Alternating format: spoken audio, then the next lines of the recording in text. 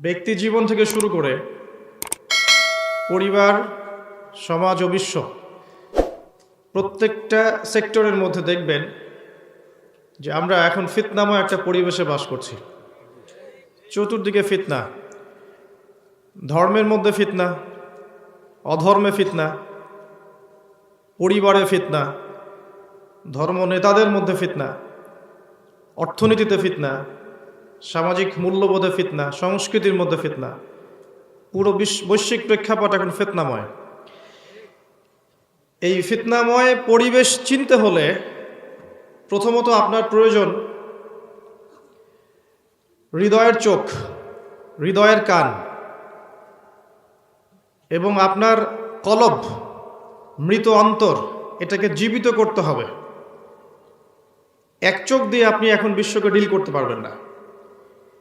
যারা বাহ্যিক দৃষ্টি দিয়ে সবকিছু বিবেচনা করে তারা কখনো প্রকৃত সত্যের সন্ধান পাবে না। শুধুমাত্র বাহ্যিক দৃষ্টিভঙ্গি দিয়ে যদি আপনি পরিবেশ পরিস্থিতিকে বিবেচনা করেন তাহলে কখনো সত্যের ধার কাছেও যেতে পারবেন না। দুটো দৃষ্টিভঙ্গির দরকার, বাহ্যিক এবং অভ্যন্তরীণ। আর এই দুটোর কথাই আল্লাহ পাক কোরআনে বলেছেন। কোথায় বলেছেন? এই গল্পটা থেকে শুরু করছি। নবী মূসা আলাইহিস সালাম, যার কথা গত লেকচারে শুনলেন, বিগত বক্তার লেকচারে শুনেছেন, বনু ইসরায়েলের কথা শুনেছেন না? নবী মূসা আলাইহিস সালাম একবার একটা লেকচার দিচ্ছেন, খুতবা দিচ্ছেন, ভাষণ দিচ্ছেন। ভাষণটা অত্যন্ত চমৎকার ছিল।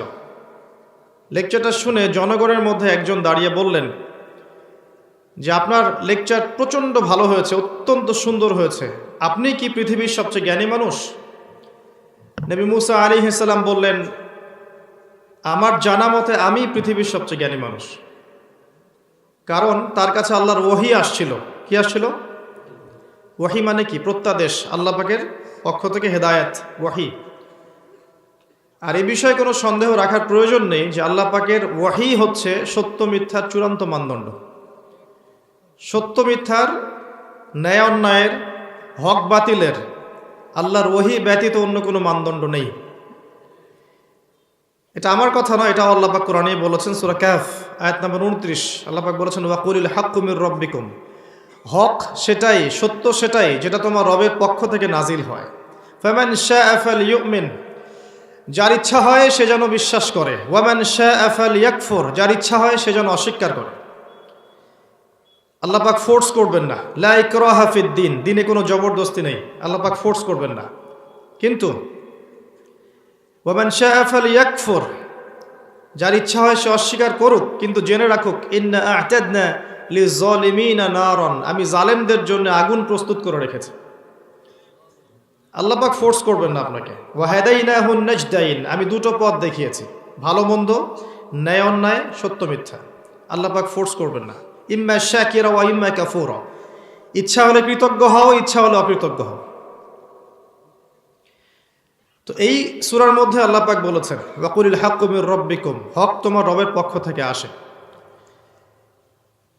তো নবী মূসা আলাইহিস সালামের কাছে আল্লাহর পক্ষ থেকে হক এসেছিল, কোনো সন্দেহ নেই। যখন তাওরাত নাজিল হয়েছিল তখন তাওরাতই ছিল সত্য মিথ্যার একমাত্র মানদণ্ড, আর কোনো মানদণ্ড ছিল না।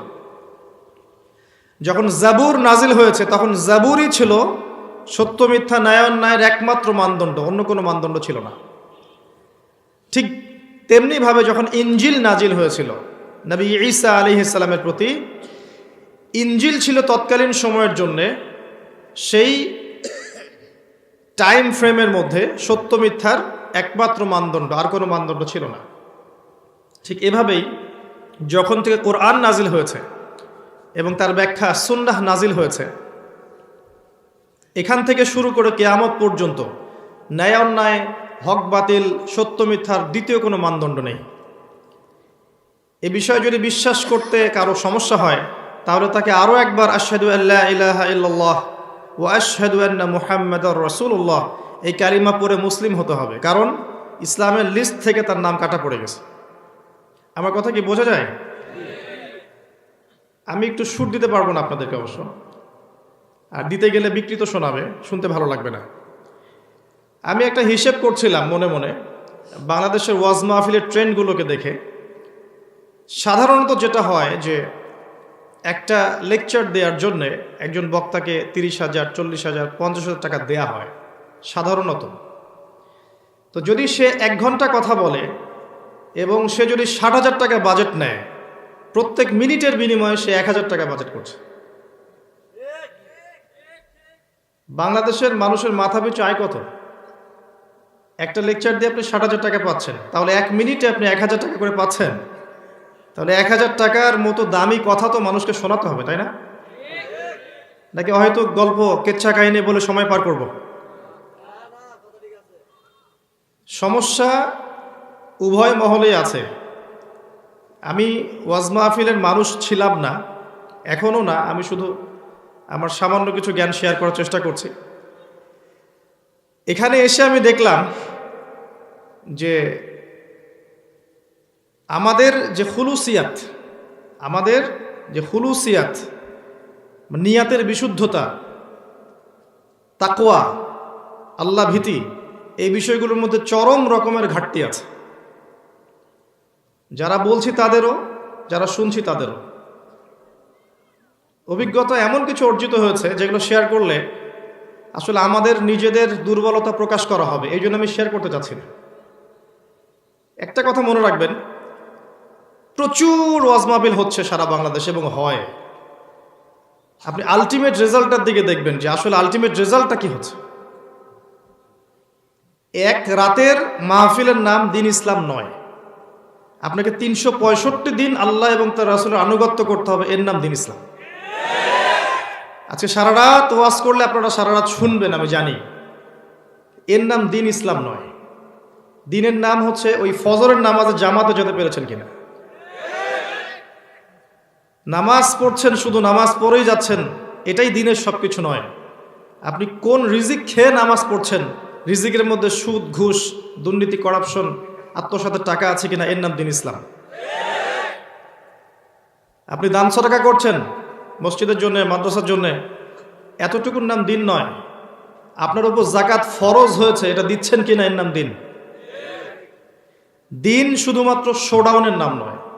জনবলকে দিয়ে শোডাউন করা, টাকা পয়সার ফুলছড়ি ঘোরানো, নারায়ে তাকবীর, আল্লাহু আকবার স্লোগান তোলা, কাউকে উস্কে দেয়া, কোনো সংগঠনের জনবলকে দিয়ে অন্যদের কাছে একটা শোডাউন করা, এইসবের নাম দিন নয়।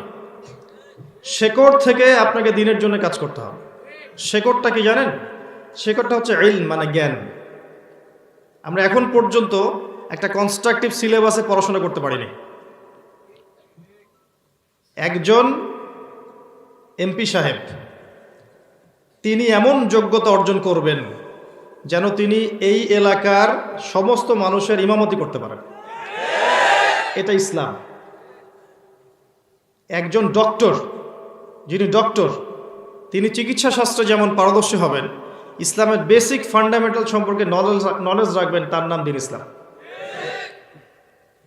একজন আলেম, যিনি একজন আলেমে দিন, যার কাছে কোরআন এবং সুন্নাহর জ্ঞান আছে, কোরআন সুন্নাহকে দিয়ে সে বিশ্ব, সমাজ, রাজনীতি, অর্থনীতিকে ডিল করবে, এর নাম দিন ইসলাম। ইসলাম আর অন্য 10টা ধর্মের মধ্যে পার্থক্য আছে। ইসলাম শুধু একটা কৃষ্টি কালচার, পরকালমুখী চেতনার নাম নয়। ইন্না দীনা ইনদাল্লাহিল ইসলাম। ইসলাম এমন একটা দিনের নাম যেখানে আপনি আপনার জীবনের প্রত্যেকটা বিষয়ের সমাধান পাবেন। যদি ইসলামে প্রত্যেকটা বিষয় সমাধান না থাকে, তাহলে কোনো সন্দেহ নাই কোরআন এবং সুন্নাহ আল্লাহর পক্ষ থেকে আসেনি। কথা বুঝতে পারছেন? যদি কোরআন এবং সুন্নাহে প্রত্যেকটা বিষয়ের সমাধান না থেকে থাকে, তাহলে কোরআন সুন্নাহ আল্লাহর পক্ষ থেকে আসেনি। যদি আল্লাহর পক্ষ থেকে এসে থাকে, নিঃসন্দেহে এখানে সমস্ত বিষয়ের সমাধান থাকবেই। আল্লাহ সূরা কাহফের 54 নম্বর আয়াতে বলেছেন যে আমি এই কোরআন নাজিল করেছি মানব জাতির জন্য, যেখানে প্রত্যেকটা বিষয়ের ব্যাখ্যা আমি নাজিল করেছি। ইন্না নাহনু নাযালনা আলাইকাল কুরআনা তানজিলা, আল্লাহ পাক অন্য সূরায় বলেছেন। আল্লাহ সূরা নাহলের মধ্যে আরো বলেছেন যে ওয়া নাযালনা আলাইকাল কিতাব, এই কিতাব তিবয়ানান লিকুল্লি শাই, আমি তোমার কাছে এমন একটা বই নাজিল করেছি হে নবী, যেই কিতাব প্রত্যেকটা বিষয়ের ব্যাখ্যা, তিবিয়ানান লিকুল্লি শাই, প্রত্যেকটা বিষয়ের ব্যাখ্যা, ওয়া হুদান এবং হেদায়াত, ওয়া রাহমাতান এবং আল্লাহর দয়া, ওয়া বুশরা লিল মুসলিমিন মুসলিমদের জন্য সুসংবাদ। এই কনসেপ্টটা কতজন বিশ্বাস করে যে কোরআন এবং সুন্নায় প্রত্যেকটা বিষয়ের সমাধান আছে? আমরা বিশ্বাস করি না সবাই, আসলে এটা সত্য কথা নয়, আমরা সবাই বিশ্বাস করি না। আবার অনেক সময় দেখা যায় আমরা বিশ্বাস করি ঠিকই, কিন্তু আমল করতে পারি না, সেটা আরেকটা ইস্যু।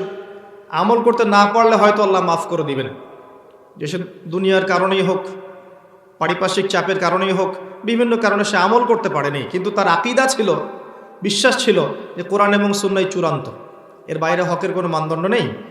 এবং এখানেই আল্লাহ পাক প্রত্যেকটা বিষয়ের সমাধান নাজিল করেছে। এর নাম দিন, জীবন ব্যবস্থা। ইন্না দ্বীন ইনদাল্লাহিল ইসলাম।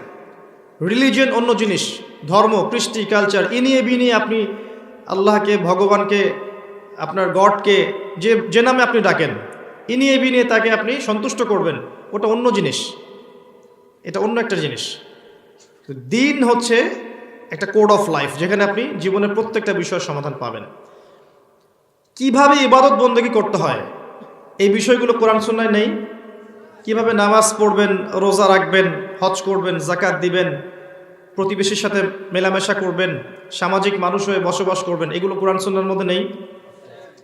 কিভাবে আপনি ব্যবসা করবেন, বাণিজ্য করবেন, কোনটা হালাল, কোনটা হারাম, কোনটা জায়েজ, কোনটা নাজায়েজ, কোরআন সুন্নায় নেই। কিভাবে আপনি ওয়ার্ল্ড অ্যাফেয়ার্সকে ডিল করবেন, এগুলো কোরআন সুন্নাহর মধ্যে নেই। আল্লাহ যদি বলে থাকেন তিবিয়ানান লিকুল্লি শাই, প্রত্যেকটা বিষয়ের ব্যাখ্যা, তাহলে এগুলো থাকতেই হবে। আর যদি না থাকে তাহলে দুটো ব্যাপার হতে পারে। একটা হচ্ছে, এক নাম্বার, হয় আমি আমার অজ্ঞতা বশত খুঁজে পাইনি, হয় আমি আমার অজ্ঞতা বশত খুঁজে পাইনি এর হেদায়েতের আলো, এটা একটা কারণ হতে পারে। তার কাছে জ্ঞান নাই, এটা হতে পারে। আরেকটা কারণ হতে পারে হঠকারিতা, জানি কিন্তু মানব না। আমি জানি কোরআন সুন্নাহয় সব কিছু আছে, বাট আমি মানব না। তো আমাদের কাজটুকু হচ্ছে এতটুকু, ফাযাক্কির ফাইন্নামা আনতা মুযাক্কির, আপনি উপদেশ দিন, আপনি শুধু উপদেশদাতা। লাস্তা আলাইহিম বিমুসাইতির, আপনি কারোর প্রতি দারোগা নন। একজন দায়ী, একজন স্কলার, একজন আলেম, তার দায়িত্ব এতটুকুই, কোরআন সুন্নাহকে দিয়ে পুরো বিষয়টাকে জনগণের সামনে উপস্থাপন করা। এরপর কেউ মানবে বা কেউ মানবে না, এটা তাদের উপর ছেড়ে দিতে হবে। এখানে ফোর্স করার কিছু নেই। কেউ এগুলো স্বীকার করে মুসলিম হবে, কেউ এগুলোর প্রতি আত্মসমর্পণ করে মুসলিম হবে, কেউ বা পুরোপুরি অস্বীকার করে কাফের হয়ে যাবে, আবার কেউ মুখে স্বীকার করবে, মনে স্বীকার করবে না। এই অবস্থায় মুনাফিক হয়ে মৃত্যুবরণ করবে। আর এই বিষয়গুলো বলতে গিয়ে কথাটা আসলো যে কনস্ট্রাকটিভ কাজ নেই আমাদের মাঝে, কনস্ট্রাকটিভ সিলেবাসে পড়াশোনা নেই। সিলেবাসটা এমন হওয়া উচিত ছিল মাদ্রাসা শিক্ষা ব্যবস্থাতেও এবং জেনারেল লাইনেও। আর আলহামদুলিল্লাহ, আল্লাহ পাক আমাকে দুই দিকেই পড়ার তৌফিক দান করেছেন। এই জন্য আমি আপনাকে বোঝাতে পারবো যে দুই দিকের সমস্যাগুলো কোথায়। আপনি যখন বাচ্চাকে মাদ্রাসায় দিচ্ছেন, সে হাফেজ হচ্ছে, মাশাআল্লাহ, এই বইটা মুখস্থ করছে, সুবহানাল্লাহ, কিন্তু হাফেজে কোরআন হওয়ার পরেও সে জানছে না সে কি পড়ছে, সে জানে না এই বইয়ের মধ্যে কি লেখা আছে। তারাবির নামাজ পড়াতে দেন, আপনাকে গড়গড় করে কোরআন তেলাওয়াত করে শুনিয়ে দিবে। এটা কোরআনের হক আদায় হলো আদৌ? আমি জানলাম না বইয়ের মধ্যে কি আছে, কিন্তু মুখস্থ করেছি। শেক্সপিয়ার একটা বই আছে, আমরা পড়েছিলাম, দি মার্চেন্ট অফ ভেনিস, নাম শুনেছেন কিনা আপনারা? দি মার্চেন্ট অফ ভেনিস বইটার মধ্যে শেক্সপিয়ার তুলে ধরেছেন যে পশ্চিমা সভ্যতা সুদ ভিত্তিক অর্থনীতির ধারক এবং বাহক উনি তুলে ধরেছেন। উনি একজন অমুসলিম হয়ে তিনি তুলে ধরেছেন। শেক্সপিয়ারের এই বইটা যদি আপনি ইংরেজি মুখস্থ করেন কিন্তু এর অর্থ না জানেন, আপনি কি বুঝতে পারবেন বিষয়টা কি? আমাদের শ্রদ্ধেয় সাবেক এমপি সাহেব যে কথাটা বলেছেন, আমি ওইদিকে আসবো ইনশাল্লাহ। কেন সলাৎ পড়ে আমি বুঝতে পারি না? সলাতে আপনি কি পড়ছেন আপনি তো জানেন না। আপনি সলাতে কি পড়ছেন, রুকুতে কি পড়ছেন, তাসবিতে কি বলছেন, তাশাহুদে অর্থ কি, দরুদের অর্থ কি, দোয়া মাসুরে কি পড়ছেন, যদি আমি একটা কথা বলি তার অর্থ নিজেই না বুঝি, আমার কি সলাতে মনোযোগ থাকবে? আদৌ কখনো থাকবে না। তো এই যে বাচ্চাকে দিয়েছেন মাদ্রাসায়, হাফেজ বানিয়েছেন, মাশাআল্লাহ, 30 পারা মুখস্থ জানে, কিন্তু কোরআনের একটা সেন্টেন্সের অর্থ সে বলতে পারবে না। এটা কি কোরআনের হক আদায় হয়েছে? তাহলে সিলেবাসের মধ্যে অবশ্যই থাকা উচিত কোরআন পড়বে, কোরআন হিফজ করবে, একই সাথে সে এর অনুবাদও জানবে। আচ্ছা, অনুবাদ জানার পরে তাকে আরবি ভাষা শিখতে হবে। যেহেতু অ্যারাবিক ল্যাঙ্গুয়েজ না জানলে আপনি কোরআনের ভাষাটা না বুঝলে কোরআন বুঝতে পারবেন না। ওই শেক্সপিয়ারের সেই বইটা যদি আপনি বাংলায় অনুবাদ করে পড়েন, তাহলে কি মূল ভাবটা বুঝতে পারবেন? পারবেন না। অনুবাদ পড়ে, ভাষা তাফসীর পড়ে মূল ভাব বোঝা সম্ভব নয়, যতক্ষণ আপনি ওই ভাষা শিখছেন। একটা এক্সাম্পল দিলে বুঝতে পারবেন। আমাদের মা বোনরা হিন্দি ভাষা বোঝে না? বাংলাদেশের কোনো শিক্ষা প্রতিষ্ঠানে হিন্দি পড়ানো হয়, লিখানো হয়? আপনি না বুঝলেও বাসায় গিয়ে আপনার স্ত্রীকে জিজ্ঞাসা করেন, আপনার মা বোনকে জিজ্ঞাসা করেন, তারা হিন্দিতে কথা বলতে পারে। কথা বলতে না পারলেও বুঝতে পারে। কিভাবে শিখলো তারা? মিডিয়া, আপনার গান, মুভিজ, সিরিয়াল, এগুলো দেখে দেখে শিখেছে। 2টা বছর যদি আপনি অ্যারাবিক ল্যাঙ্গুয়েজকে সময় দিতেন, আরবি পড়তেন, আরবি শুনতেন, আরবি দেখতেন, আরবি বুঝতেন, চেষ্টা করতেন, আরবিতে কনভারসেশনের চেষ্টা করতেন, 2 বছর সময় লাগতো না, অ্যারাবিক শিখে ফেলতেন আপনি ইনশাআল্লাহ। গুরুত্ব দেন নাই আপনি। আমরা তো সেই জাতি যারা একসময় বলতাম যে ইংরেজি শিক্ষা জায়েজ নাই। আমরা বলেছিলাম না? এই ফতোয়াটার কারণে কি হয়েছে? হাজার হাজার আলেম বের হয়েছেন, কিন্তু ইংরেজি দিয়ে একটা লেকচার দিতে পারেন নাই। ইন্টারন্যাশনাল একটা ভাষা, যে ভাষায় আপনাকে বিশ্বকে ডিল করতে হবে, কারণ তারা আমার ভাষাটা বুঝতে পারছে না। বহির্বিশ্বে ইসলাম প্রচার করার জন্য আমি কোন ভাষা ব্যবহার করব? এখন ইংরেজি শেখা কি হারাম তাহলে? এই যে সংকীর্ণ কনসেপ্টের কারণে আমরা আমাদের জাতিকে পিছিয়ে দিলাম। এ দায়ভার কে নিবে? এই যে আমরা পিছিয়ে গেলাম 30 বছর, এই দায়ভার কে নিবে? একটা ফতোয়া। তাই প্রত্যেকটা বিষয় সম্পর্কে যারা সচেতন, তাদের কাছ থেকেই জ্ঞান নিতে হবে। আমি যে কথাটা বলতে কথাটা আসলাম, যে সিলেবাসের মধ্যে অ্যারাবিক ল্যাঙ্গুয়েজ থাকতে হবে, বাংলা থাকবে, ইংরেজি থাকবে। ভাষা শেখা কোনো অপরাধ নয়, ভাষা শেখা কোনো সাম্প্রদায়িক আদর্শ নয়। একটা বাচ্চা একসাথে 4টা-5টা ভাষা শিখতে পারে। যখন আমাদের প্রবাসীরা মধ্যপ্রাচ্যে যায়, তারা কিন্তু ভাষার কোর্স করে যায় না? যারা কোরিয়াতে যাচ্ছে, উত্তর কোরিয়া যাচ্ছে, চায়নায় যাচ্ছে, তারা কি ভাষা শিখছে না? ভাষা শেখা কোনো অপরাধ নয়। এই ভাষা শিখলে আপনি কোরআনটা বুঝতে পারতেন। সিলেবাসে থাকা উচিত আমরা কোরআনের অর্থটা বুঝবো, তাফসীরটা পড়ব এবং আরবি ভাষা শিখব, থাকা উচিত ছিল মাদ্রাসায় এবং জেনারেল দুইখানেই। আর আমরা কিন্তু 2 রকম এডুকেশনাল ট্র্যাকে অভ্যস্ত হয়ে গেছে। যারা জেনারেল লাইনে পড়ছি তারা মাশাআল্লাহ সায়েন্স পড়ছি, আর্টস পড়ছি, কমার্স পড়ছি, physics, chemistry, biology, economics, political science সবই পড়ছি, কিন্তু তারা দেখবেন ইসলামের বেসিক নলেজগুলো অর্জন করতে পারছে না। তাদের সিলেবাসের মধ্যে ওগুলো নেই। সেখানে হয়তো ইসলামিক সাবজেক্ট আছে, ফ্যাকাল্টি আছে, তারা যখন ইসলামের ইতিহাস পড়ছে, ইসলামিক সংস্কৃতি পড়ছে, আরবি ভাষা সাহিত্য পড়ছে, তখন তারা শিখছে। কিন্তু প্রত্যেকের জন্য এগুলো বাধ্যতামূলক নয়। প্রত্যেক মুসলিমের উপরে কোরআন শিক্ষা বাধ্যতামূলক নয়। এই ট্র্যাকের মধ্যে প্রত্যেক মুসলিমের জন্য অ্যারাবিক ল্যাঙ্গুয়েজ, রাসূল সাল্লাল্লাহু আলাইহি ওয়াসাল্লামের জীবনী, হাদিসে আরবাঈন, এগুলো কিন্তু বাধ্যতামূলক নয়। পক্ষান্তরে আপনি অন্যদিকে আসেন, মাদ্রাসা শিক্ষা ব্যবস্থা আসেন, এখানে দেখবেন আপনি কোরআন পড়ছেন, হিফজ করছেন, মাশাআল্লাহ, আপনি হাদিস পড়ছেন, ফিকহ পড়ছেন, উসুলে হাদিস পড়ছেন, অনেক জটিল জটিল বই পড়ছেন, কিন্তু এখানে আপনি ইংরেজি ভালো করে শিখছেন না, আপনি এখানে ম্যাথামেটিক্স ভালো করে শিখছেন না, আইসিটি শিখছেন না, সায়েন্সের সাবজেক্টের তো বালাই নাই খুব একটা, এখানে পলিটিক্যাল সায়েন্স শিখছেন না, ফিলোসফি শিখছেন না, এখানে কিন্তু আপনি দেখবেন ইসলামিক ইকোনমিক্সও কোনো কোনো ক্ষেত্রে আপনি শিখছেন না। তো এই যে একটা দ্বিমেরুকরণ, এটাকে দূর করবেন কিভাবে? আর এই যে কথাগুলো বললাম, আল্লাহ পাক বলার তৌফিক দিলেন, আমাদের একটা স্বাধীন জাতি হিসেবে আত্মপ্রকাশ করার কিন্তু অনেক বছর হয়ে গেছে।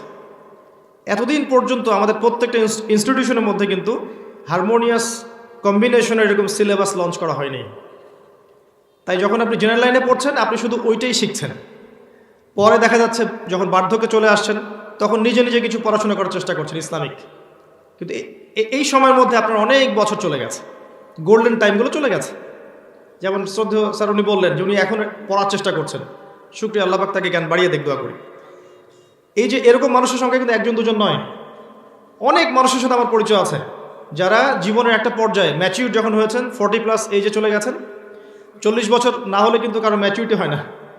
ম্যাচিউরড হয়ে গেছেন তখন কিন্তু দিনের হেদায়েত এসেছে। এখন তার তৃষ্ণা জেগেছে কোরআন বোঝার, অ্যারাবিক ল্যাঙ্গুয়েজ শেখার, হাদিস পড়ার। কিন্তু দেখেন গোল্ডেন টাইম কিন্তু চলে গেছে, 20 থেকে 40 চলে গেছে। ওই সময়টুকুর মধ্যে আমরা যেখানে পড়াশোনা করেছিলাম সেখানে এই ট্র্যাকগুলো ছিল না। কিন্তু অ্যাজ এ মুসলিম এগুলো শেখা কি আমার অপরাধ ছিল? এগুলো শিখলে কি আমি নষ্ট হয়ে যেতাম? আমার দ্বারা দেশ, জাতি, উম্মাহ উপকৃত না হয়ে ক্ষতিগ্রস্ত হতো? কখনো না। আবার যারা মাদ্রাসায় পড়ছি দেখেন, আমরা মাশাআল্লাহ সব পড়ছি, কিন্তু সব পড়ার পরেও কেন জানি আমাদের মধ্যে একটা ব্যাকডেটেড মানসিকতা থেকেই যাচ্ছে। আমরা এগুলো পড়তে চাচ্ছি না, আইসিটি পড়ছি না, কম্পিউটার সায়েন্স পড়তে যাচ্ছি না, সায়েন্স পড়তে যাচ্ছি না। আমরা mathematics, philosophy, Islamic history, Islamic culture, Islamic economics এই সাবজেক্টগুলোকে ইনক্লুড করছি না মাদ্রাসায়। যারা করছেন হয়তো তাদের সংখ্যা খুব কম, খুব বেশি না। কিন্তু এই কারণে আপনি দেখবেন যখন একজন মাদ্রাসা থেকে আলেম বের হচ্ছেন, দাওরা ফারেক করে বের হচ্ছেন, তাকে সমাজের সব মানুষ কিন্তু সমান মূল্য দিচ্ছে না। অনেক মানুষ তাকে মনে করছে যে মাদ্রাসায় পড়া মানুষ কতটুকু আর জানে, একটা কনসেপ্ট এরকম তৈরি হয়েছে না? অনেকে বলছে মোল্লারদন মসজিদ পর্যন্ত নামাজ, তাই বলছে না? একটু চিন্তা করে দেখেন, আবু বকর সিদ্দিক রাদিয়াল্লাহু আনহু তিনি শুধু কি একজন সুন্নাহর অনুসারী মানুষই ছিলেন, না একজন খলিফাও ছিলেন? উমর ইবনুল খাত্তাব তিনি কি শুধুমাত্র একজন নামাজ পড়া, রোজা রাখা, যাকাত সাদাকা দেওয়া মানুষ ছিলেন, না একজন খলিফাতুল মুসলিমিন ছিলেন? আলী রাদিয়াল্লাহু আনহু তিনি একাধারে নবী সাল্লাল্লাহু আলাইহি ওয়াসাল্লামের জামাতা ছিলেন, ইসলামের ইতিহাসের প্রথম থেকে নবীর পাশে ছিলেন, প্রতিটা যুদ্ধে তার পাশে ছিলেন, খলিফাও ছিলেন। এই যে দ্বৈনতাগুলো কিন্তু বিগত 100, 200, 300 বছর ধরে আমরা দেখছি। স্পেশালি যখন ব্রিটেন যখন সারা বিশ্বকে শাসন করেছে, এই সময় থেকে এই বিভক্তিটা সৃষ্টি হয়েছে, এডুকেশন ট্র্যাকের বিভক্তিটা সৃষ্টি হয়েছে। একটা কথা আমি বলে দেই যে ব্রিটেনের এই সারা বিশ্বের রুলিংটা এটা এমনি এমনি হয়নি, এর পিছনে একটা মাস্টার মাইন্ড কাজ করেছে। এটা রহস্যজনক বিষয় একটা। তার উত্থান, তার সরে যাওয়া, তার ক্ষমতা আরেকটা রাষ্ট্রের হাতে তুলে দেওয়া, তার উত্থান ইউনাইটেড স্টেট, তার আরও সুপার পাওয়ার হওয়া, এবং এখন সে আস্তে আস্তে মাঠ থেকে বিদায় নিচ্ছে এবং ইসরায়েলকে তার জায়গা করে দিচ্ছে। সে তার জায়গা থেকে বসে সারা বিশ্বকে রুল করবে সামনে, দেখে নিয়েন। আরবদের কলিজার উপর বসে সে আরবের তেল, বাণিজ্য, ইকোনমি, প্রযুক্তি, সমরাস্ত্র, ক্ষেপণাস্ত্র প্রত্যেকটা বিষয় আজকে উন্নতি করেছে আরবদের চোখের সামনে বসে। আর আমরা অবশ্য তখন হালুয়া খাচ্ছিলাম, আর কি জিলাপি খাচ্ছিলাম, খোরমা খাচ্ছিলাম, আর আপোষের বিভক্তিতে লিপ্ত ছিলাম। হাত বাঁধা, রফুল ইয়াদাইন, জোরে আমিন, পায়ে পা লাগানো, এইসব মাসআলায় ব্যস্ত ছিলাম। এই ফাঁকে ইসরায়েল রুলিং স্টেট হয়ে গেছে, সামনে দেখেন আরও কি করে। তবে একটা বিষয় আমি এনশিওর করতে চাই, আমি স্ক্যাটোলজির ছাত্র হিসাবে শেষ জামানার হাদিসগুলো গবেষণা করেছি আমি আমার সাধ্যমতো। আমার মত, আল্লাহ রাব্বুল আলামিন মুসা আলাইহিস সালাম এবং বনু ইসরাইলকে যে বাঁচিয়েছিলেন, সমস্ত ফেরাউনের দলবল এবং ফেরাউনকে লোহিত সাগরে আল্লাহ একত্রিত করেছেন, করেন নাই? একত্রিত করে ডুবিয়ে দিয়েছেন। আল্লাহ আগে একত্রিত করেছেন, তারপর ডুবিয়ে দিয়েছেন। আল্লাহ ওদেরকে একত্রিত করেছেন ওখানে ডোবানোর জন্য। তাদের জুলুমের অবসান হবে ইনশাল্লাহ। যাই হোক, এই ট্র্যাকটাকে পরিবর্তন করতে চেষ্টা করুন, শেকড় থেকে কাজ করুন। এডুকেশন প্রজেক্ট হাতে নিন, এমন মাদ্রাসা, মক্তব, মসজিদ, স্কুল, কলেজ গড়ে তুলুন যেখানে কনস্ট্রাকটিভ সিলেবাসে পড়াশোনা করা হবে, এবং কিছু কিছু বিষয়ে মুসলিমদের জন্য বাধ্যতামূলক করে দেওয়া যেতে পারে। যেমন কোরআন শিক্ষা, অ্যাটলিস্ট কোরআনের তেলাওয়াতটা শিক্ষা, অ্যাটলিস্ট কোরআনের তেলাওয়াতটুকু শেখা, 40টা হাদিস পড়া, ফিকহের মাসআলাগুলো পড়া, নামাজের নিয়মগুলো শেখা। এগুলো যদি ইনস্টিটিউশনালি পড়তে পারতাম তাহলে এই বয়সে এসে আমাকে ফিকির করতে হতো না আমি কোথায় শিখবো না। সিম্পল। এই কাজগুলো বেসিক, এরপরে জানা অনুযায়ী আমল করা উচিত ছিল আমাদের। আমরা জানি হয়তো অনেক, নিজেদের কথাই বলছি, আমরা হয়তো জানি অনেক, বাট আমল করার ক্ষেত্রে আমরা নাই। আসলে ভিতরে যে কি পরিমাণ আমাদের দুনিয়া প্রেম, স্বার্থ, লোভ, হিংসা, অহংকার ঢুকে গেছে, এগুলো আপনি কল্পনা করতে পারবেন না। আমার মতো অনেক বক্তা যারা এখন বক্তব্য করে বেড়াচ্ছে, আমাদের কলিজাগুলো যদি আল্লাহ পাক খুলে বের করে জনগণের সামনে দেখাতেন, তাহলে দুর্গন্ধে আমার বক্তব্য শুনতে আসতেন না আপনারা। আমার মতো আমি নিজেকে এক্সাম্পল দিচ্ছি, আমি তো নিজেকে বুঝি, মানুষকে বোঝার তো দরকার নাই। আমাদের কলিজাগুলো যদি আল্লাহ পাক খুলে জনগণকে দেখাতেন, এই দেখো তার আত্মার মধ্যে এগুলো আছে, দুর্গন্ধে আপনি আমার লেকচার শুনতে আসতেন না।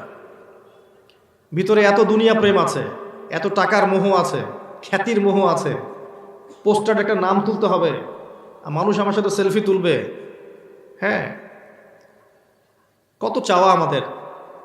হিসেবে একটু গন্ডগোল হলে স্টেজে উঠবো না, ক্যান্সেল, অনেক ব্যাপার আছে। আমি সব বলতে চাচ্ছি না, হয়তো শুনতে ভালো লাগবে না অনেকের।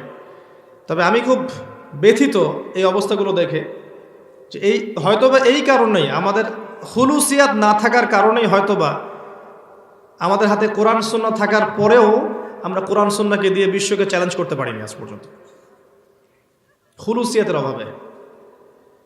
আবার সবসময় জনগণও যে সুবিধার তা নয়, অনেক সময় দেখা যায় জনগণও মাশাআল্লাহ মাহফিল অ্যারেঞ্জ করছেন কোনো কিছুর উদ্যোগে, হিউজ অ্যামাউন্ট অফ টাকা কালেকশন করেছে, বড় একজন বক্তাকে ডাক দিয়ে বক্তাকে সামান্য কিছু গাড়ি ভাড়া দিয়ে বিদায় করে বাকি টাকা আত্মসাৎ করে শেষ করে ফেলে, এমনও ঘটনা আছে। আবার দেখা যাচ্ছে একজন বক্তা আরেকজনকে ঠিক করবে, মানে আমি এগুলো জানতাম না, বুঝতাম না, এখন বুঝতে শিখছি। একজন বক্তা আরেকজনকে ঠিক করবে, প্রথম বক্তা জানে না যে দ্বিতীয় বক্তা তাকে ঠিক করেছে। দ্বিতীয় বক্তা কমিটির কাছ থেকে নিয়েছে 50, আর প্রথম বক্তাকে বুঝিয়ে দিয়েছে 30, বাকি 20 তার পকেটে। আপনারা জানেন না যে কি হচ্ছে আসলে। ইসলাম নিয়ে আমরা যা করছি, এটা হয়তো আল্লাহ পাকের গজব যে কোরআন সুন্নাহ হাতে আছে, আমরা তারপরেও শোষিত, আমরা শাসকের আসলে নই, আমরা কোরআন সুন্নাহ থাকার পরেও দাসত্বের মধ্যে আছে। আল্লাহর গজব এটা আমি মনে করি। খুলুসিয়ত নিয়ে আসেন, আল্লাহর জন্যে কাজ করেন, আল্লাহর জন্যে মানুষকে বলেন, আল্লাহর জন্যে আল্লাহর পথে সময় দেন, সৎ কাজের আদেশ করেন, অসৎ কাজে নিষেধ করেন। দেখবেন আল্লাহ যখন কবুল করবেন কাউকে, আল্লাহ পাক তার জন্যে মানুষের অন্তরে ভালোবাসা সৃষ্টি করে দেবেন ইনশাআল্লাহ। দুনিয়ার স্বার্থের জন্য নয়, পলিটিক্যাল পাওয়ার অ্যাচিভ করার জন্য নয়, বড় ধর্মীয় নেতা হব, আমার পিছনে সবাই হাত পাখা দিয়ে বাতাস করবে, এই ধরনের লৌকিকতার জন্য নয়, আল্লাহর জন্য কাজ করেন, আল্লাহ আপনাকে বড় করে দেবেন ইনশাআল্লাহ। সমালোচকরা, বিরোধিতাকারীরা, বিতর্কিত করতে যাবে যারা, এরা ধুলোয় উড়ে যাবে ইনশাআল্লাহ। আমাদের সংশোধনের দরকার, অন্যর দিকে আঙ্গুল তোলার সময় না এখন। আগে নিজের ঘরগুলো পরিষ্কার করেন, সঠিক সিলেবাসে পড়াশোনা করেন, জানা অনুযায়ী আমল করেন, আল্লাহর ওয়াস্তে তাসকিয়া, আত্মশুদ্ধি অর্জন করেন, মনের মধ্যে হিংসা, ঘৃণা, গীবত, তহমত, সমালোচনা, অহংকারের সংস্কৃতি বাদ দিয়ে দেন, মনটাকে পবিত্র করেন। কদ আফলাহা মান যাক্কাহা ওয়া কদ খাবা মান দাসাহা। কি করলে মন পবিত্র হবে? পরকালের ফিকির করেন, কবরের ফিকির করেন, আল্লাহ পাকের সামনে দাঁড়াতে হবে, এই চিন্তায় দিনরাত পার করেন, মন পবিত্র হবে, নরম হবে ইনশাআল্লাহ। বেশি থেকে বেশি আল্লাহর এই কিতাবটা তেলাওয়াত করেন, মনটা নরম হবে ইনশাআল্লাহ। বেশি থেকে বেশি আল্লাহর জিকির করেন, মন নরম হবে ইনশাআল্লাহ। একটু কম খান, হুজুরদের খাওয়া দেখলে তো মাথা খারাপ। একটু কম খান, একটু কম ঘুমান, কম স্ত্রী সহবাস করেন, মানুষের সাথে কম কথা বলেন, শান্ত থাকার অভ্যাস করেন, দেখবেন আল্লাহর পক্ষ থেকে কলবের মধ্যে নূর আসবে ইনশাআল্লাহ। ইবনুল কাইয়্যিম রাহিমাহুল্লাহ বলেছেন, কিছু কিছু কাজ আছে হালাল, তারপরেও এই কাজগুলোর অতিরিক্ততা মনের মধ্যে নূর নষ্ট করে দেয়। যদি আপনি খুব বেশি কথা বলতে থাকেন, মনের নূর নষ্ট হয়ে যাবে। খেয়াল করে দেখবেন, খুব বেশি আপনি মানুষের সাথে মেলামেশা করেন, মনটা শক্ত হয়ে যাবে। খুব বেশি স্ত্রী সহবাস করেন, মনটা শক্ত হয়ে যাবে। খুব বেশি আপনি খাওয়া দাওয়া করেন, খুব বেশি ঘুমান, মন নষ্ট হয়ে যাবে। একটু কম খান, একটু কম ঘুমান, একটু কম কথা বলেন, মানুষের সাথে কম মিশেন, উম্মার জন্যে, দেশের জন্যে, এই আমাদের জাতির জন্য কল্যাণকর হবে এমন কিছু চিন্তা করতে শিখেন। আর চিন্তা করতে হলে আপনাকে ফারেক হতে হবে। এই স্মার্টফোন, ইউটিউব, ফেসবুকে ব্যস্ত হয়ে থাকলে চিন্তা করার সময় কোথায় আমাদের এখন? ঢাকার লাইফ দেখেন না, সকাল থেকে রাত পর্যন্ত খালি ছোটা আর ছোটা, ছোটা আর ছোটা। একটা সেকেন্ড সময় নাই চিন্তা করার যে আমি কোথায় ছুটছি, আমি আসলে ছুটছি কিসের পিছনে, এটা চিন্তা করার সময়টুকু রাখা হয় নাই। সকাল থেকে রাত পর্যন্ত ছুটছেন আর ছুটছেন, ছুটছেন আর ছুটছেন। মাঝে মাঝে ফ্লাইওভার উপরে উঠবেন, উঠে দাঁড়ায় দেখবেন মানুষের ছোটাছুটি। মানুষ আসলে জানেও না মানুষ কার পিছনে ছুটছে, আর আলটিমেট রেজাল্টটা কি? আলটিমেট রেজাল্ট হচ্ছে মৌত, মৃত্যু অপেক্ষা করছে সামনে, ছুটছে ছুটছে ছুটছে, মৌত, মালাকুল মৌত অপেক্ষা করছে, শেষ, দি এন্ড। আর মৌতের সবচেয়ে ভয়াবহ বিষয়টা হচ্ছে যে মৃত্যুর পর আর ফিরে আসার সুযোগ নাই, এটা সবচেয়ে ভয়ঙ্কর বিষয়। তো আত্মশুদ্ধির ব্যাপারটা বলছিলাম, এই কাজগুলো করলে আত্মশুদ্ধি অর্জন হবে ইনশাআল্লাহ। আল্লাহর নূর তখন কলবের মধ্যে নাজিল হবে, তখন ইনশাআল্লাহ আপনি আল্লাহর চোখ দিয়ে দেখবেন, আল্লাহর কান দিয়ে শুনবেন ইনশাআল্লাহ তাআলা। তখন আপনি এমন কিছু দেখবেন, এমন কিছু শুনবেন যেটা 8-10 জন শুনছে না এবং দেখতে পারছে না।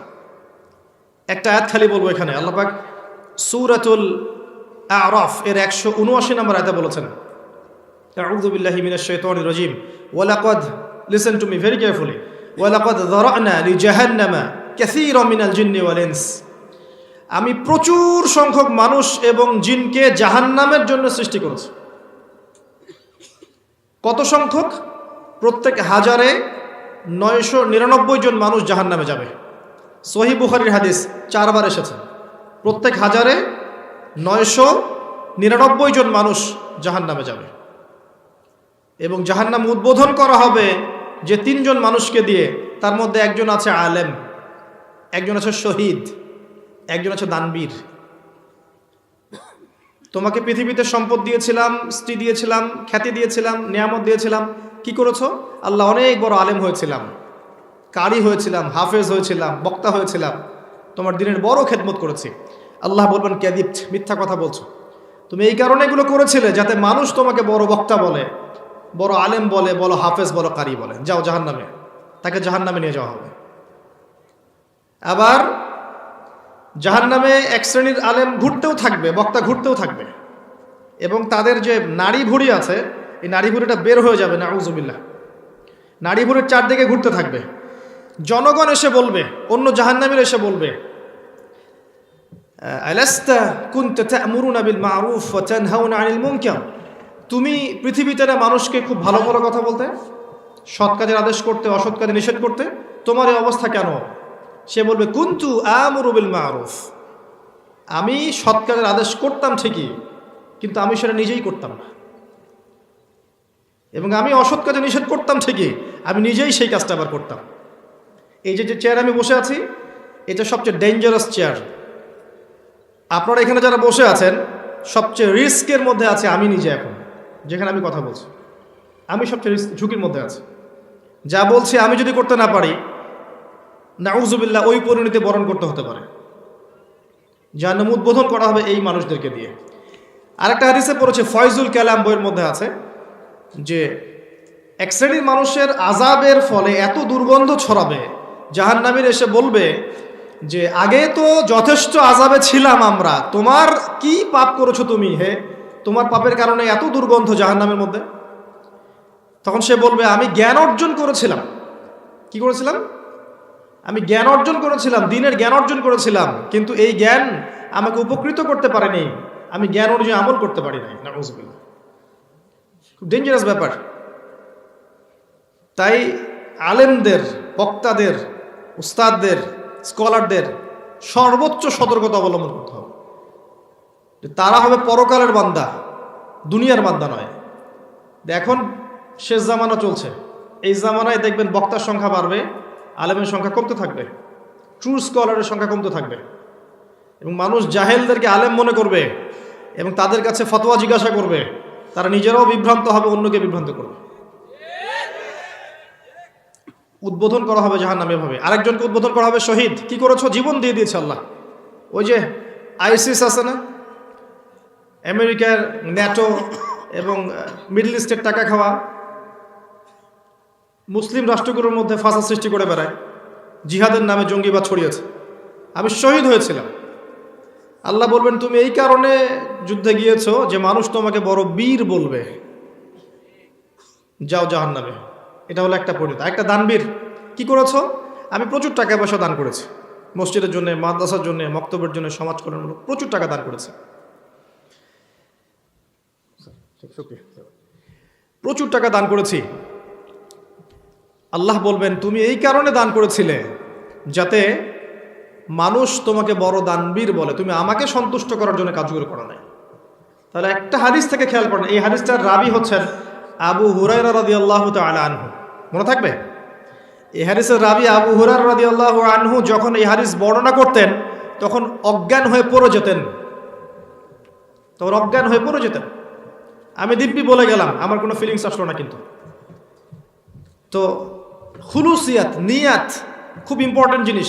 কোন নিয়াতে আমি কি কাজ করছি, এই চেয়ারে বসে কি নিয়াতে আমি দিনের কাজ করছি। নিয়াত যদি বিশুদ্ধ না থাকে কোশ্চিনকাল আমল কবুল হবে না। দুনিয়াতে আপনি আমাকে বড় বক্তা বলতে পারেন, আলেম বলতে পারেন, স্কলার বলতে পারেন, নেতা বলতে পারেন, আমার খুলুসিয়াত আল্লাহ জানতেন আমি কি নিয়াতে কোন কাজ করেছি। যদি এই নিয়াত আল্লাহর কাছে কবুলিয়াত না পায়, দুনিয়াতে আমি ফ্ল্যাট কিনি আর জমি কিনি আর কি করি, পরকালে জাহান্নাম ছাড়া আমার কোনো গতি নেই। কথা বুঝতে পারছেন? তাজকিয়ার কথা বলতে গিয়ে কথাগুলো আসলো। আত্মশুদ্ধি অর্জন করতে হবে, কনস্ট্রাকটিভ সিলেবাসে পড়তে হবে, জানা অনুযায়ী আমল করার চেষ্টা করতে হবে। এবং জানা অনুযায়ী আমল করার সবচেয়ে বেস্ট অপশন হচ্ছে রাসূলুল্লাহ সাল্লাল্লাহু আলাইহি ওয়াসাল্লামের সুন্নাহ মাফিক জীবনযাপন করা। 24 ঘন্টার সুন্নাহগুলো ফলো করেন, জানা অনুযায়ী আমল হয়ে যাবে ইনশাআল্লাহ। এবং তাজকিয়া, আত্মশুদ্ধি অর্জন করেন, তাহলে আল্লাহর নূর আপনার কলবে আসবে, আপনি আল্লাহর নূর দিয়ে দেখবেন। ওই আয়াতটা বলছিলাম যে আমি প্রচুর সংখ্যক জিন আর মানুষকে জাহান্নামের জন্য সৃষ্টি করেছি, 1999 জন। তাদের অপরাধটা কি আল্লাহ বলেছেন এই আয়াতের মধ্যে, লাহুম কুলুবুন লা ইয়াফকাহুনা বিহা। অপরাধ হচ্ছে তাদের হৃদয়ে ছিল, উপলব্ধি করতো না। 1 নম্বর অপরাধ, হৃদয় ছিল, উপলব্ধি করতো না। ওয়ালাহুম আযানুন লা ইয়াসমাউনা বিহা, কান দিয়েছিলাম শুনতো না, শুনতো না। ওয়ালাহুম আ'য়ুনুন লা ইউবসিরুনা বিহা, চোখ দিয়েছিলাম দেখতো না। উলাইকা কাল আনআম, এরা হচ্ছে গবাদি পশুর মতো। বাল হুম আদল, বরং তার চাইতেও তারা নিকৃষ্ট। ওয়া উলাইকা হুমুল গাফিলুন, এরা হচ্ছে গাফেল সম্প্রদায়।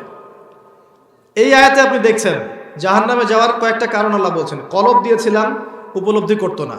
আমরা কি আসলে মন দিয়ে উপলব্ধি করি, চিন্তা করি কোনো বিষয়গুলোকে নিয়ে, কোরআনের আয়াত নিয়ে, হাদিস নিয়ে চিন্তা করি, ফিকির করি, গবেষণা করি? চিন্তা করেছেন কখনো? আচ্ছা, একটা আয়াত দেই চিন্তা করার জন্য, একটু চিন্তা করবেন কেমন? সূরা কাহফ পড়েছেন? সূরা কাহফে আসহাবুল কাহফ কত বছর ঘুমিয়েছিলেন? 309 বছর। ঘুমানোর সময় তাদের পকেটের মধ্যে কিছু পয়সা ছিল। কি ছিল? পয়সা ছিল। তারা একটা সমাজে বসবাস করতেন, আল্লাহদ্রোহী সমাজ, সেখান থেকে তারা চলে গেছেন। চলে গিয়ে অন্য কোথাও যাচ্ছিলেন, রাস্তায় গুহায় আশ্রয় নিয়েছেন। আল্লাহ পাক ঘুম পাড়িয়ে রেখেছেন 309 বছর। তারপর উঠালেন। ওঠার পরে তাদের বক্তব্য ছিল যে কাম লাবিসতুম, তোমরা কতদিন ঘুমিয়েছো? একজন বলছে লাবিসনা ইয়াওমান আও বা'দা ইয়াওম, একদিন ঘুমিয়েছি বা একদিনের কিছু অংশ। রব্বুকুম আ'লামু বিমা লাবিসতুম, আচ্ছা আল্লাহ ভালো জানেন কতদিন ঘুমিয়েছো। আচ্ছা, এই পয়সাগুলো নিয়ে বাজারে যাও। একজন বলছে, ওই 9 জন 10 জনের একজন বলছে এই পয়সাগুলোকে নিয়ে বাজারে যাও। ফালিয়ানজুর আইয়ুহা আজকা তুআমা, খেয়াল করে দেখবে কোন খাবারটা উত্তম পবিত্র খাবার, সেই খাবারটা নিয়ে আসবে। মানে ক্ষুধার্ত, তারা ঘুম থেকে উঠেই ক্ষুধার্ত। লাবিসনা ইয়াওমান আও বা'দা ইয়াওম রব্বুকুম আ'লামু বিমা লাবিসতুম ফাবআসু আহাদাকুম ইলা ওয়ারিকিকুম হাদিহি ইলাল মাদিনা ফালিয়ানজুর আইয়ুহা আজকা তুআমা। এই পয়সাগুলোকে দিয়ে একজনকে পাঠাও, মদিনা মানে এই শহরে যাবে, গিয়ে দোকান থেকে খাবার নিয়ে আসবে। আপনাকে চিন্তা করার জন্য একটা বলছি, শোনেন। 309 বছর ঘুম থেকে ওঠার পরে পকেটে হাত দিয়ে কিছু পয়সা বের করে দিলেন, দিয়ে বললেন যে এই পয়সাগুলোকে নিয়ে বাজারে গিয়ে খাবার নিয়ে আসো। কি চিন্তা করবেন? 309 বছর ঘুমানোর পর তাদের পয়সার মানটা কমে যায় নাই। কথা কি বুঝলেন না? মাথার উপর দিয়ে গেল। 309 বছর ঘুম থেকে ওঠার পরে যে পয়সা নিয়ে ঘুমিয়েছিলেন সেই পয়সা দিয়েই তিনি বাজারে পাঠাচ্ছেন খাবার নিয়ে আসো। 309 বছর পর তাদের মুদ্রার মান কমে যায়নি। তাহলে তাদের মুদ্রা কিসের ছিল? কাগজের? হয় গোল্ড দিনার অথবা সিলভার দিরহাম, কিছু একটা হবে। আপনি এবার আপনার 1 বছরের ইনকাম, ধরেন 1 বছরের ইনকাম আপনার 12 লক্ষ টাকা, মাসে 1 লক্ষ টাকা করে, এটা এই সুন্দর করে নিয়ে আপনার স্ত্রীকে দিয়ে আসেন। দিয়ে 309 বছর দরকার নেই, আপনি বলবেন 15 বছর পর, 10 বছর পর, 20 বছর পর আমাকে টাকাগুলো দিও। এখন 12 লক্ষ টাকা দিয়ে আপনি যা করতে পারবেন 20 বছর পর সেটা করতে পারবেন না। এখন 12 লক্ষ টাকা দিয়ে যদি আপনি 4 শতক জমি কিনতে পারেন, 20 বছর পর আপনি 2 শতক কিনতে পারবেন। এই 12 লক্ষ টাকা উপার্জন করতে আপনাকে 12 মাস পরিশ্রম করতে হয়েছে, দৈনিক 12 ঘন্টা করে। কিন্তু 20 বছর পরেই আপনার ওই শ্রমটা অর্ধেক হয়ে গেল, 6 মাসের শ্রমে রূপান্তরিত হলো। বাকি 6 মাসের শ্রম কোথায় গেল? হাওয়ায় মিলিয়ে গেল। কোথায় গেল? কিন্তু যদি আপনার স্যালারি হতো এমন কোনো বিষয় দিয়ে যেটা প্রেশিয়াস সাস্টেইনেবল সম্পদ, অথবা যার ইন্ট্রেন্সিক অন্তর্নিহিত কোনো মান আছে, ভ্যালু আছে, আসহাবুল কাহফের মুদ্রার মতো, তাহলে 300 বছর পরেও আপনার টাকার মান কমতো না। আমি কি বুঝাতে পারলাম যে কোরআন নিয়ে কি ফিকির করতে হবে, চিন্তা করতে হবে, ভাবতে হবে। লাহুম কুলুবুন লা ইয়াফকাহুনা বিহা, কলব দিয়েছিলাম উপলব্ধি করেনি, জাহান্নামে যাওয়ার কারণ। কান দিয়েছিলাম শোনেনি। কোন কান? বাইরের কানে তো আপনি সব শুনছেন না? ভিতরের কান, কলবের কান ছিল না। আয়ুনুন লা ইউবসিরুনা বিহা, চোখ দিয়েছিলাম দেখেনি। কোন চোখ? বাইরের চোখে দেখেন না আপনি? বাইরের চোখে দেখছেন না প্রগতি, উন্নতি, অগ্রগতি দেখছেন না? ভিতরের চোখ দিয়ে দেখলে দেখবেন সামনে হচ্ছে পতনের সময়। কিসের পতন? চতুর্দিক থেকে দেখবেন যে মুসলিমদের উপর নির্যাতন বাড়তে থাকবে, নিপীড়ন বাড়তে থাকবে, ওয়ার্ল্ড আরো রুল করবে ইসলামের বিরোধী পরাশক্তিগুলো। ঠিক ওই মুহূর্তে আল্লাহ রাব্বুল আলামিন মুসলিমদের একজন নেতা বের করবেন, নবী সাল্লাল্লাহু আলাইহি ওয়াসাল্লামের বংশধর থেকে। আল মাহদি ইমার্জ করবে। ঈসা ইবনে মারিয়াম আসবেন ওই জেরুজালেম থেকেই, সারা ওয়ার্ল্ডে তিনি খিলাফা কায়েম করবেন ইনশাআল্লাহ। এটা আসবে সামনে। তার আগ পর্যন্ত মুসলিমদের সামনে একটা কঠিন সময় আছে। ওয়ার্ল্ড অ্যাফেয়ার্স পড়লে বুঝবেন, ওয়ার্ল্ডের কয়েকটা পয়েন্ট রেডি। যে কোনো মুহূর্তে সারা ওয়ার্ল্ডে একটা পারমাণবিক যুদ্ধ হয়ে যেতে পারে, যে কোনো সময়। এই যে নতুন ইস্যু সৃষ্টি হয়েছে, এই যে ন্যাটো ইউক্রেনকে উস্কে দিয়েছে রাশিয়ার বিরুদ্ধে, দেখেছেন খবর? এটা একটা ইস্যু হতে পারে, নিউক্লিয়ার ওয়ারের ইস্যু রেডি অনেকগুলো। সিরিয়া একটা ইস্যু, প্যালেস্টাইন একটা ইস্যু, এই যে উত্তর কোরিয়া আমেরিকা একটা ইস্যু, রাশিয়া চায়না একটা ইস্যু, রাশিয়া এবং চায়না, এইদিকে আমেরিকা ব্রিটেন নেটো, এর একটা ইস্যু। যে কোনো সময় ওয়ার্ল্ড একটা ভয়ঙ্কর জায়গার মধ্যে দাঁড়িয়ে আছে। আর একবার এগুলো হলে ওয়ার্ল্ড আর আগের ওয়ার্ল্ডের মতো থাকবে না, এই বিশ্ব আর আগের বিশ্বের মতো থাকবে না। যাই হোক, আল্লাহ পাক বলেছেন মনের কান দিয়ে শুনতে, মনের চোখ দিয়ে দেখতে এবং কলবকে উজ্জীবিত করতে। কখন হবে? যখন নূর আসবে। আর নূর কখন আসবে? যখন কলবের মধ্যে সমস্ত রিপু, খারাপ রিপুগুলো দূর করে ফেলবেন। বেশি বেশি সালাত পড়বেন, তাহাজ্জুদ গোজার হবেন, জিকির করবেন, তিলাওয়াত করবেন, অন্যের হিতাকাঙ্ক্ষী হবেন, সমাজ দেশ রাষ্ট্রের ভালো চাবেন, কারো প্রতি হিংসা বিদ্বেষ গীবত তহমত অহংকার রাখবেন না। কলবে নূর আসবে ইনশাআল্লাহ, তার আগ পর্যন্ত আসবে না। আর বিশ্বাস করেন, যার হৃদয়ে যত বেশি নূর আছে তার কবর তত আলোকিত হবে ইনশাআল্লাহ। যার কলবে যত বেশি নূর আছে, পুলসিরাত পার হওয়ার সময় তার ডান দিকে এবং সামনে আলো থাকবে ইনশাআল্লাহ। সূরা হাদিদ পড়ে দেখেন, এখানে এগুলো বলা আছে। এবার আসেন, আমি যে কথাটা বলছিলাম যে আপনাকে পুরো পরিস্থিতি বুঝতে হলে মূসা এবং খিজির আলাইহিস সালামের এই গল্পের খিজির আলাইহিস সালাম হতে হবে। ওই গল্প থেকে শুরু করেছিলাম। মূসা আলাইহিস সালাম কি বলেছিলেন? আমি সবচেয়ে জ্ঞানী মানুষ, মনে আছে? আল্লাহ পাক এটা ধরলেন। আল্লাহ ধরে বললেন, হে মূসা, তুমি পৃথিবীর সবচেয়ে জ্ঞানী মানুষ নও। আমার অমুক বান্দা আছে যাকে তুমি 2 সাগরের মিলনস্থলে পাবে, মাজমাউল বাহরাইন, 2 সাগর যেখানে মিলে গেছে, এই জায়গায় আমার বান্দাকে তুমি পাবে। এই বান্দার নাম হচ্ছে খিজির বা শ্যামল। কি নাম? খিজির। এর বাংলা অর্থ হচ্ছে শ্যামল। অনেক নন মুসলিমের নাম আছে না, শ্যামল দত্ত, শ্যামল, সবুজ। হাদিসের কিতাবে এসেছে যে উনি যেখানে বসতেন সেই জায়গাটা শ্যামল হয়ে যেত, সবুজ হয়ে যেত। এবং তাকে আল্লাহ পাক বলেছেন যে তিনি হচ্ছেন পৃথিবীর সবচেয়ে জ্ঞানী মানুষ। নবী মূসা আলাইহিস সালাম তার কাছে গেলেন। আমি ঘটনাটা সংক্ষিপ্ত করলাম, বড়টা বলার সময় পাবো না আমি। তিনি তার কাছে গিয়ে বললেন যে আমি শুনেছি যে আপনি পৃথিবীর সবচেয়ে জ্ঞানী মানুষ, আমি কি আপনার সঙ্গী হতে পারি? জ্ঞান শেখার জন্যে আমি কি আপনার সঙ্গী হতে পারি? এবার খিদর আলাইহিস সালাম বলছেন, ইন্নাকা লান তাস্তাতি মাইয়া সাবরা, তুমি আমার সাথে সবর করতে পারবে না, তুমি আমার সাথে ধৈর্য ধরতে পারবে না। কি টিচার! আমরা স্টুডেন্টরা আসলে কি বলি, ঠিক আছে ভর্তি হও, এটা করো ওটা করো। তিনি বললেন তুমি তো আমার সাথে ধৈর্যই ধরতে পারবে না। এই গল্পের শেষের দিকে তাকালে দেখবেন মুসা আলাইহিস সালাম সত্যিই ধৈর্য ধরতে পারেন নাই। বারবার প্রশ্ন করছিলেন, এটা কেন, ওটা কেন, ওটা কেন, তাই না? কখনো পড়েছেন? কে কে সূরা কাহফ পড়েছেন? হাত তোলেন। বাকিদেরকে দাজ্জাল বাঁচাতে বাকিরা তো দাজ্জাল থেকে বাঁচতে পারবে না, হাত নামান। নবীজি কি বলেছেন? সূরা কাহফ সেই সূরা যে সূরা আপনাকে মাসিহুদ দাজ্জালের মতো ভয়ঙ্কর ফিতনা থেকে বাঁচাবে। আজ পর্যন্ত পড়েন নাই, বাঁচবেন কিভাবে? তো খিদর আলাইহিস সালাম সঙ্গে নিলেন মুসা আলাইহিস সালামকে। এবার যাত্রা হচ্ছে ফানতালাকা, তারা হাঁটছেন হাঁটছেন হাঁটছেন, নৌকায় উঠলেন নদী পার হওয়ার জন্যে।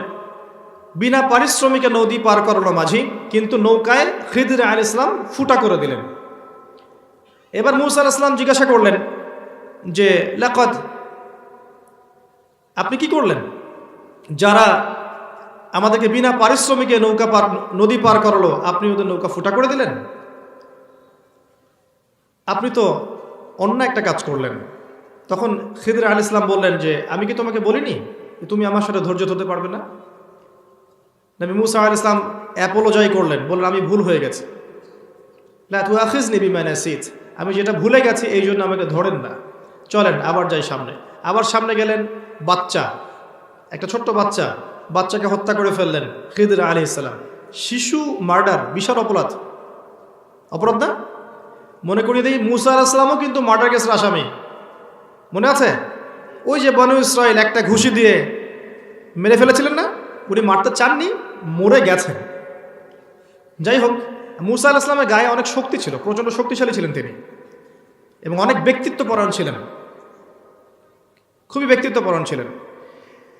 তো তিনি দেখছেন বাচ্চাকে মার্ডার করা হচ্ছে, তিনি তো আর থাকতে পারলেন না। আপনি এমন একটা প্রাণকে হত্যা করলেন, নিষ্পাপ প্রাণ, আপনি তো একটা নেহায়েত অন্যায় কাজ করলেন। তিনি আবার বললেন আমি তোমাকে বলিনি আলাম আকুল লাক ইন্নাকা লান তাস্তাতিআ মা'ইয়া সাবরা, তুমি ধৈর্য ধরতে পারবে না? আর একটা প্রশ্ন যদি করো তুমি, তাহলে তোমার আর আমার যাত্রা এখানে শেষ। তারা আবার হাঁটলেন। এবার একটা শহরের মধ্যে, একটা গ্রামের মধ্যে গেলেন। সেই গ্রামে গিয়ে তারা মেহমানদারি চাইলেন, খাবার পানি চাইলেন, কিন্তু তারা খাবার পানি তো দিলই না, বরং তাদেরকে তাড়িয়ে দিল। খিদর আলাইহিস সালাম দেখলেন ওই বাড়ির একটা দেয়াল ধসে পড়ে গেছে। খিদর আলাইহিস সালাম সেই দেয়ালটাকে আবার নির্মাণ করে দিলেন। এবার মুসা আলাইহিস সালাম বলছেন যে আপনি তাদের কাছে খাবার চাইলেন, পানিও চাইলেন, তারা রিফিউজ করলো, উল্টা তাদের উপকার করে দিলেন, কিছু আজর পারিশ্রমিক তো নিতে পারতেন। তখন খিদর আলাইহিস সালাম বললেন তোমার আর আমার চলা এখানেই শেষ, হাদা ফিরাকু বাইনি ওয়া বাইনাক, তোমার আর আমার পথ এখানেই শেষ। তবে যাওয়ার আগে আমি তোমাকে জানিয়ে দেব কি কারণে আমি এই তিনটা কাজ করেছি। প্রথম যে নৌকা আমি ফুটা করেছিলাম, এই কারণে করেছি যে ওই নৌকার পিছনে জলদস্যুদের একটা নৌকা ছিল, যদি দেখতো এই নৌকাটা ত্রুটি মুক্ত, কোনো ত্রুটি নাই, চকচকা ঝকঝকা নৌকা, তারা হাইজ্যাক করতো, ছিনতাই করতো, এই কারণে আমি এটা ফুটা করে দিয়েছি।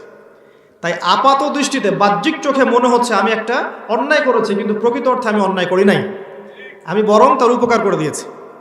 আপনাকে আমি বুঝাচ্ছি, বাহ্যিক চোখ দিয়ে সব কিছু দেখলে আপনি সত্যের সন্ধান পাবেন না। আমার কথা বুঝতে পারছেন কি?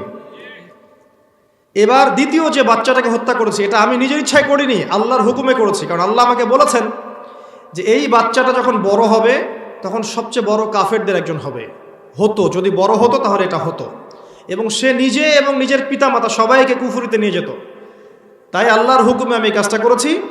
আল্লাহ পাক এই সন্তানের বদলায় অন্য একটা সন্তান তাদেরকে দিবেন, যেই সন্তান হবে আত্মীয়তার সম্পর্ক রক্ষার জন্য অনেক উপকারী। ওয়ামা ফাআলতুহু আন আমরি, আমি নিজের ইচ্ছা এগুলো করি নাই, আমি শুধু আল্লাহর আদেশ পালন করেছি।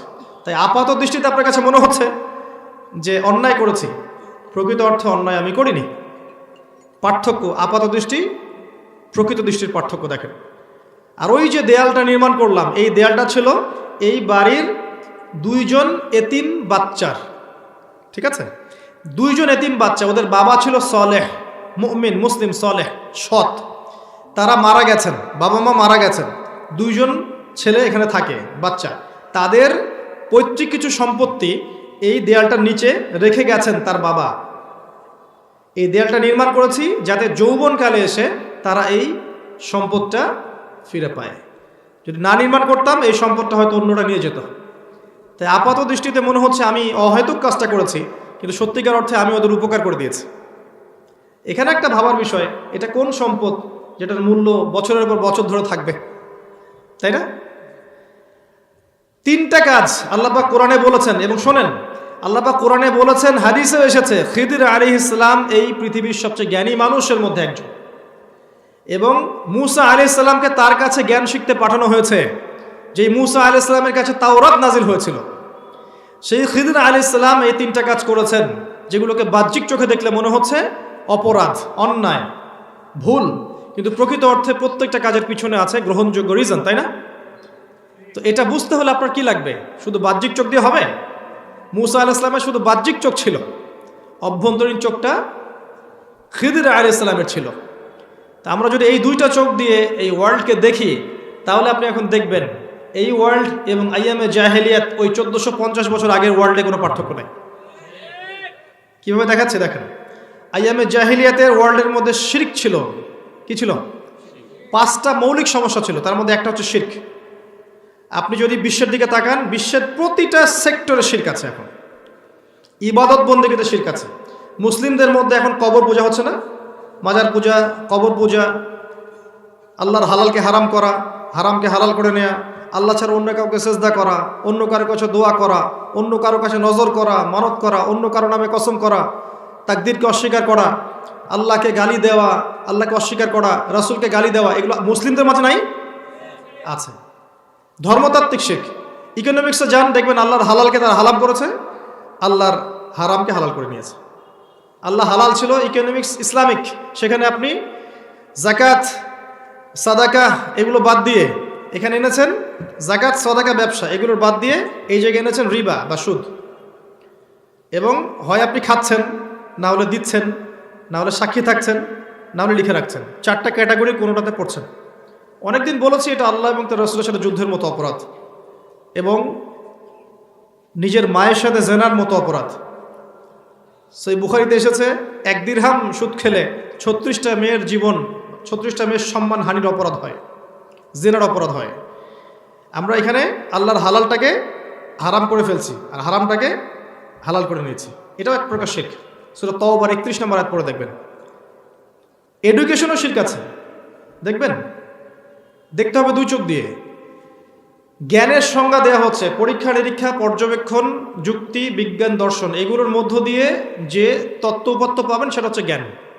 এই কারণেই আল্লাহ, মালায়েকা, আসমানি কিতাব, আগের নবী রাসূলগণ, কবরের আযাব, মিজান, পুলসিরাত, জান্নাত জাহান্নাম, এগুলোকে যেহেতু আপনি যুক্তি, বিজ্ঞান, দর্শন দিয়ে ল্যাবরেটরিতে প্রমাণ করতে পারছেন না, দ্যাট ইজ ওয়াই এগুলোর কোনো অস্তিত্ব নাই, এগুলো সত্য না।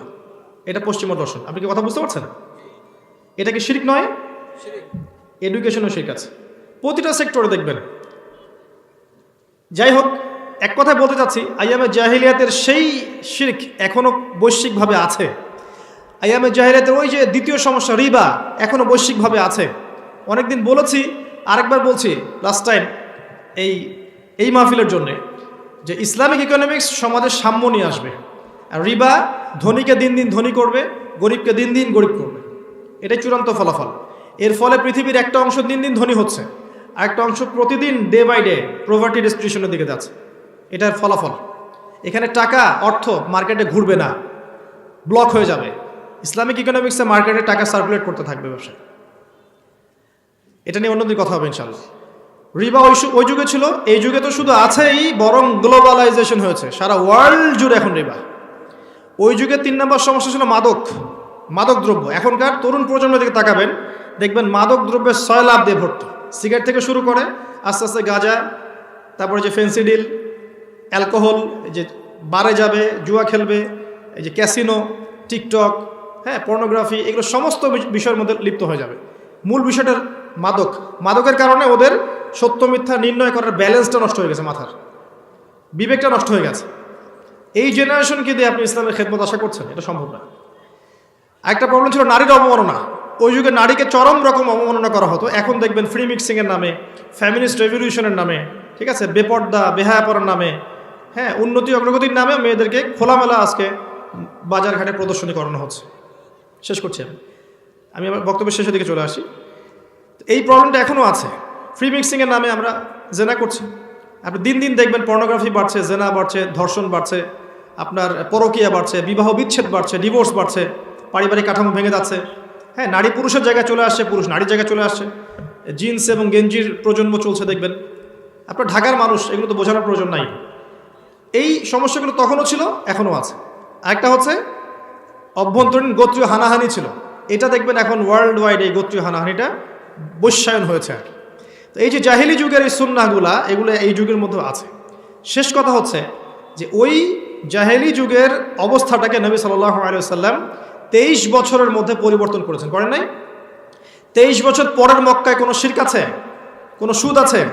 কোনো আপনার মাদক আছে? নারীর অবমাননা আছে? গোত্রীয় হানাহানি আছে? কিচ্ছু নাই।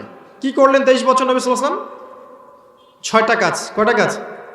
6টা। 1 নাম্বার, তারা কোরআন পড়েছেন, সবাইকে শিখিয়েছেন। 1 নাম্বার। আমরাও যদি কোরআন পড়ি এবং সবাইকে শেখাই, ইনশাআল্লাহ অন্ধকার দূর হয়ে আলো আসবে ইনশাআল্লাহ। 2 নাম্বার, তারা কোরআনের শুধু তোতা পাখির মতো পড়তেন না, অর্থটাকে বুঝতেন, অ্যাবজর্ব করতেন। আমরা যদি কোরআনের অর্থ বুঝি, তর্জমা তাফসির বুঝি এবং এর ভাষা বুঝি, ইনশাআল্লাহ অন্ধকার চলে যাবে, আলো আসবে ইনশাআল্লাহ। 3 নাম্বার, তারা কোরআনের সমস্ত আদেশ মেনে চলেছেন। নামাজ, রোজা, হজ, যাকাত থেকে শুরু করে সব আদেশ নবী সাল্লাল্লাহু আলাইহি ওয়াসাল্লাম, সাহাবায়ে কেরাম মেনে চলেছেন না? আমরা যদি এখনও মানি, সে আল্লাহ এখনও আছেন, সেই কিতাব এখনও আছে, সেই নবীর সুন্নাহ এখনও আছে, ইনশাআল্লাহ দেখবেন আলো আসবে ইনশাআল্লাহ, অন্ধকার চলে যাবে ইনশাআল্লাহ। 4 নাম্বার, কোরআনের যত নিষেধ ছিল সমস্ত নিষেধ তারা ছেড়ে দিয়েছেন। শুধু আদেশ মেনেছেন, নিষেধ মানেন না এমন নয়। তারা নামাজ পড়তেন, সুদ খেতেন এমন নয়, এদিকে যাকাত দিতেন না এমন ছিলেন না। তারা আদেশও ফলো করতেন, নিষেধও কি করতেন? ছেড়ে দিতেন। এই নিষেধগুলো যদি বর্জন করতে পারি, শিরিক ছাড়তে পারি, বেদাত ছাড়তে পারি, হারাম ছাড়তে পারি, সুদ ঘুষ জেনা ব্যভিচার ছাড়তে পারি, অন্ধকার চলে যাবে ইনশাআল্লাহ, আলো আসবে ইনশাআল্লাহ। 5 নাম্বার, তারা কোরআনের দাওয়াত মানুষের কাছে পৌঁছাতেন। কোরআনের দাওয়াত মানুষের কাছে পৌঁছাতেন। আমরা তো দাওয়াতি কাজ করতে চাই না এখন। এখানে আমরা বিভিন্ন দলে উপদলে বিভক্ত, এই দল সহি, ওই দল জয়ীফ, এই দল সঠিক, এই দল বাতিল, এগুলোতে পড়ে আছি আমরা এখন পর্যন্ত সমস্ত মুসলিমকে, আমাদের রাষ্ট্র থেকে নিয়ে ব্যক্তি পর্যন্ত সমস্ত মুসলিমদেরকে আমরা ভাই মনে করতে পারছি না।